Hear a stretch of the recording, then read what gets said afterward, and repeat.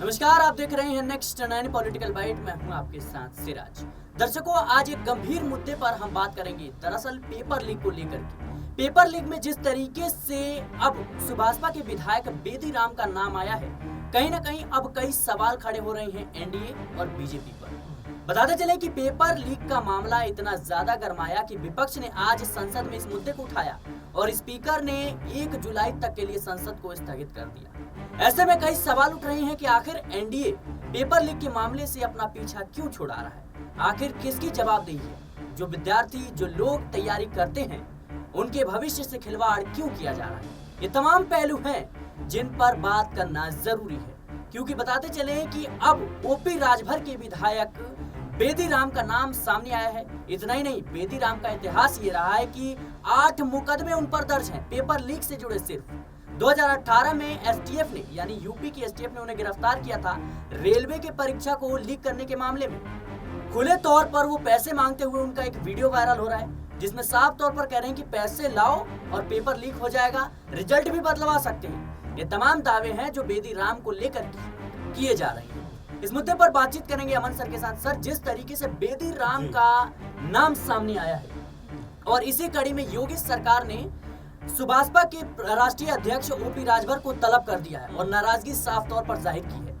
जो सुभाषपा है वो एनडीए का हिस्सा, ये हम सब जानते हैं। ऐसे में कई सवाल खड़े हो रहे हैं कि आखिर भारतीय जनता पार्टी इस मुद्दे से भाग क्यों रही है, और खास तौर पर संसद को जिस तरीके से स्थगित किया गया और बेदी राम का नाम आना, कैसे देख रहे हैं आप? देखिए, पहली बात तो ये है कि 24-25 लाख बच्चों के भविष्य का सवाल है, क्योंकि ऐसे में सरकार को जिम्मेदारी लेनी पड़ेगी। देखिए, अगर जो सरकार सत्ता में होती है उसकी जिम्मेदारी बनती है कि भविष्य बच्चों का बिगड़े ना, खराब ना हो, उसके ऊपर कोई भी सवाल निशान ना हो, इससे बचना चाहिए। और देखिए, जब नीट जैसा मामला सामने आया तो सरकार को अपनी जवाबदेही तय करना चाहिए। उससे भागने से, बचने से कुछ हासिल होने वाला नहीं है। राहुल गांधी ने भी आज, अगर आपने संसद में सुना हो, तो यही बात कही कि मिलकर इसका कोई सोल्यूशन खोजा जाए, क्योंकि ये पॉलिटिकल मुद्दा नहीं है, ये राजनीति करने का कह सकते विषय नहीं है। इसमें बच्चों के भविष्य का सवाल है, लेकिन उनका माइक बंद कर दिया जाता है और होहल्ला शुरू हो जाता है, स्थगित हो जाती है संसद 1 जुलाई तक के लिए। तो ये बताता है कहीं ना कहीं कि जो सत्ता पक्ष है वो लगातार इससे बचने का प्रयास करता रहा। आप देखिए, शुरुआत में जब धर्मेंद्र प्रधान से पूछा गया कि भाई पूरा प्रोसेस के बारे में बात की गई कि इसमें कोई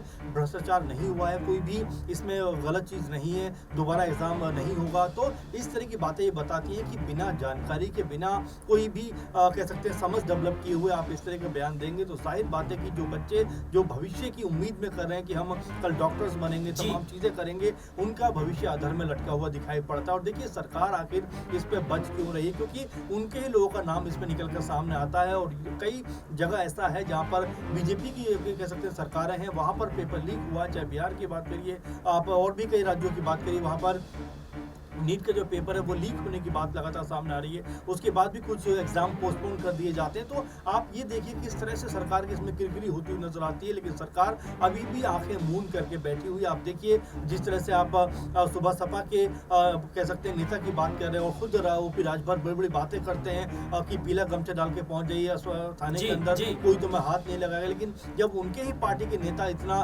घिनौना काम करते हैं, बच्चों के भविष्य के साथ खिलवाड़ करते हैं, तो जाहिर बात है सरकार को एक सख्त एक्शन लेना चाहिए। देखिए, सत्ता आज है, कल नहीं रहेगी। देखिए, कल तक अगर बात करें जो एनडीए की, तो पीएम मोदी की सरकार कही जाती थी, मोदी सरकार कही जाती थी। आज वही समय बदला, एनडीए सरकार कही जा रही है। तो आप देखिए, समय के साथ आपको बदलना पड़ेगा, चलना पड़ेगा। आप इस तरह से खिलवाड़ करेंगे और इस तरह से बच्चों की जिंदगी कहीं ना कहीं अधर में लटकाएंगे, तो जाहिर बात है कि इसका खामियाजा आपको भुगतना पड़ेगा।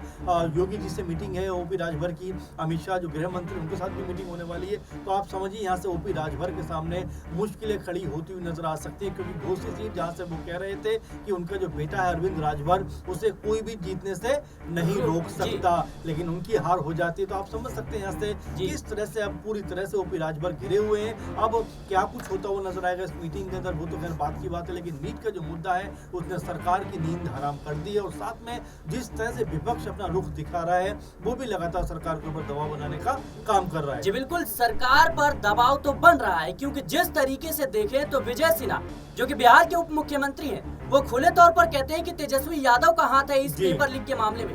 लेकिन विजय सिन्हा को इस बात का जवाब देना चाहिए कि केंद्र में उनकी सरकार है, बिहार में उनकी सरकार है, एजेंसियां उनके हाथ में है, तो आखिर इस मुद्दे पर जांच क्यों नहीं हो रही है? देखिए बिल्कुल सिराज, जाहिर सी बात है कि ये अपने आप में महत्वपूर्ण विषय बन जाता है। आप सिर्फ ये चुनावी भाषणबाजी नहीं है कि जी। आप बैठिए बोलिए, जी। इसमें तेजस्वी यादव जिम्मेदार है, वो जिम्मेदार है, वो जिम्मेदार है। आपको वोट लेने के लिए नहीं इसमें कह सकते हैं कि इस तरह की बयानबाजी करनी, बल्कि जी। आपको बच्चों के भविष्य को बचाने के लिए इस तरह की कह सकते हैं कि बयानबाजी करनी है, ताकि बच्चों को एक कह सकते हैं हौसला मिलता हुआ नजर आ रही। यही बात जी। राहुल गांधी ने संसद के बाहर आकर भी कही कि भाई हम ये चाहते थे जी, इसके जी। ऊपर सब लोग मिलकर बैठ के बात करें, क्योंकि ये बच्चों के भविष्य का सवाल है। 24-25 लाख भविष्य जी। बच्चे जो है अपना भविष्य देख रहे हैं। ऐसे में अगर इस तरह की तनातनी का माहौल चलेगा तो जाहिर बात है कि संसद से एक अच्छा मैसेज बच्चों के सामने नहीं जाएगा। अब देखिए, चाहे विजय सिन्हा हो जी। या कोई और लोग हो, लगातार इस पूरे के पूरे मामले पर कन्नी काटते हुए नजर आते हैं। जब गिरते हुए दिखाई पड़ते हैं जी। तो एकमात्र नाम निकल के सामने आ जाता है बिहार में, खासकर तेजस्वी यादव का नाम ले दो, सारी की सारी समस्या हमारी हल हो जाएगी। क्योंकि मुझे लगता है विपक्ष के को लेकर इस तरह की बात कहना बहुत ज्यादा अक्लमंदी की बात नहीं होगा, क्योंकि आपने जैसा कहा कि सरकार आपकी, सत्ता आपकी, एजेंसी आपकी, तो ऐसे में आप जिस तरह का आरोप लगा रहे हो, तो ऐसे में अपना फेलियर होने का आप जो परिचय देते हुए नजर आते हो। क्या एक परीक्षा भी आप ढंग की नहीं करा सकते? उसमें भी आपको ये कहना पड़ेगा कि इसके लिए भी तेजस्वी यादव जिम्मेदार है। देखिए, ये खोखलापन एक तरह देखा जाए, क्योंकि जी, जब जी। सत्ता में तेजस्वी यादव थे, कई तरह की शिक्षा मंत्री परीक्षाएं- खुद कहते हैं कि हमारे पास सबूत, इसका देखिए- कोई सबूत नहीं है कि गड़बड़ी हुई है। देखिए सोचिए। वही बात है कि जी। जब तेजस्वी यादव कह सकते हैं कि जब सत्ता में थे उस समय कई एग्जाम किए जी। गए और कई लाख लोग नौकरियां बच्चों को दी गई।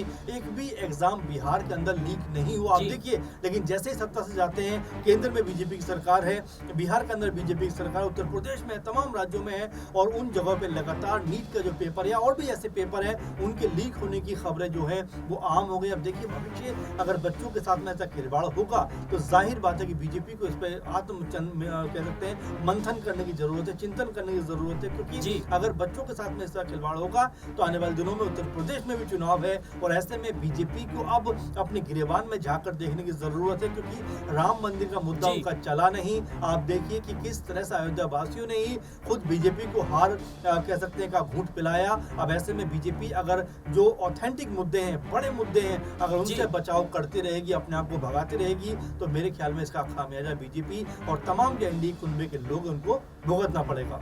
सर, जिस तरीके से अगर देखें तो भारतीय जनता पार्टी में ऐसे कई जो चेहरे हैं जी। जिनके खिलाफ जो है कई गंभीर आरोप लगे जी। हैं। ब्रिजभूषण शरण सिंह के खिलाफ जिस तरीके से महिला पहलवानों ने आरोप लगाए, अजय मिश्रा टेनी के खिलाफ जिस तरीके से किसानों को जो है कुचलने का जो जी, आरोप जी, लगा था, इसके बाद से हम प्रज्वल रेवन्ना की बात करें जो एनडीए का हिस्सा थे, जी। उनके ऊपर किस तरीके से देखिए- 3000 से ज्यादा महिलाओं के साथ जो तमाम तरह की चीजें सामने आई। बिल्कुल। और जी। सुभाषपा के जो विधायक है ये भी एनडीए के हिस्सा है। ऐसे में भारतीय जनता पार्टी फंसती हुई नजर आ रही है। देखिए, जाहिर बात है, अगर आप साफ सुथरी राजनीति करने की बात जी। करते हो तो पहले खुद को आपको साफ सुथरा करना पड़ेगा। जो भी दागी लोग थे, जिनके ऊपर भी ये कहीं ना कहीं करप्शन के आरोप थे, जी। वो जब एनडीए में शामिल हो जाते हैं, बीजेपी में शामिल हो जाते हैं, सारे की सारी चीजें ओके हो जाती हैं। आप देखिए, अजीत पवार से लेकर जी। हेमंत बिस्वा तक, और जिस तरह से तमाम बड़े बड़े नाम जो निकल कर सामने आए, चाहे छगन भुजबल की बात करें या नारायण राणे की बात करें, ऐसे ढेरों एग्जाम्पल आपको मिल जाते हैं जहाँ पर कई तरह के आरोप लगाते हैं। अशोक चौहान के ऊपर किस तरह के आरोप लगे थे जी। आदर्श शहरी घोटाले में, लेकिन बीजेपी में शामिल होते हैं, बीजेपी उनको उठाकर राज्यसभा भेज देती है। तो जी। ऐसे में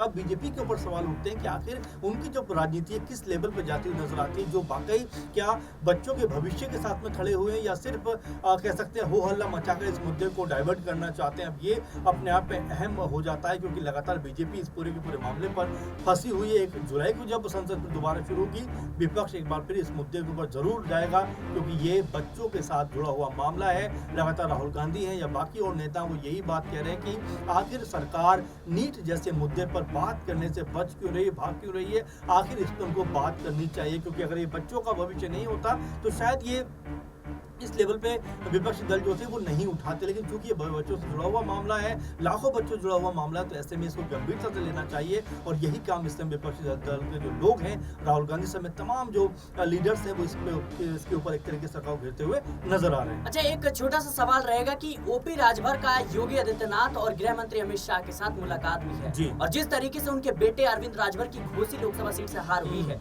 और एनडीए से अब अलग थलग बताए जा रहे हैं, उनका बयान भी वायरल हुआ था कि अब हम असली खेल दिखाएंगे जिन्होंने हमारे साथ भीतर घात किया है। तो क्या अब वो समय आ गया है जब मंत्रिमंडल से राजभर बाहर किए जा सकते हैं? देखिए जाहिर बात है, इसमें कोई दो राय नहीं है, क्योंकि ओपी राजभर के पास 4-5 विधायक है और कोई बहुत बड़ी उनकी पार्टी नहीं है। अगर वो अलग भी हो जाएंगे तो कोई बहुत बड़ा फर्क बीजेपी को पड़ता हुआ नजर नहीं आएगा। अगर हम केंद्र की बात करें तो एक सीट उनके हिस्से में थी जहाँ प्रत्याशी उनके बेटे थे, वो सीट भी वो हार जाते हैं। ऐसे आप मान के चलिए यहाँ से अलगाव होने की स्थिति बनती हुई नजर आती है, क्योंकि जो उनके नेता जिस तरह से जो कह सकते हैं कि जो स्टिंग ऑपरेशन में नजर आए हैं वो अपने आप में घिनौना करते हैं, और बीजेपी अपना दामन इनसे जरूर साफ करना चाहेगी। और जाहिर बात मान के चलिए कि यहाँ से जो ओपी राजभर उनकी बीजेपी से या यूं कहें कि एनडीए से छुट्टी होना तय मान के जी बिल्कुल, ओपी राजभर की भारतीय जनता पार्टी के सहयोग से अब छुट्टी होना तय माना जा रहा है, यानी एनडीए से। लेकिन उससे भी बड़ा सवाल यह है कि जिन युवाओं के साथ, जिन विद्यार्थियों के साथ, जिन लोगों के साथ यह खिलवाड़ हो रहा है,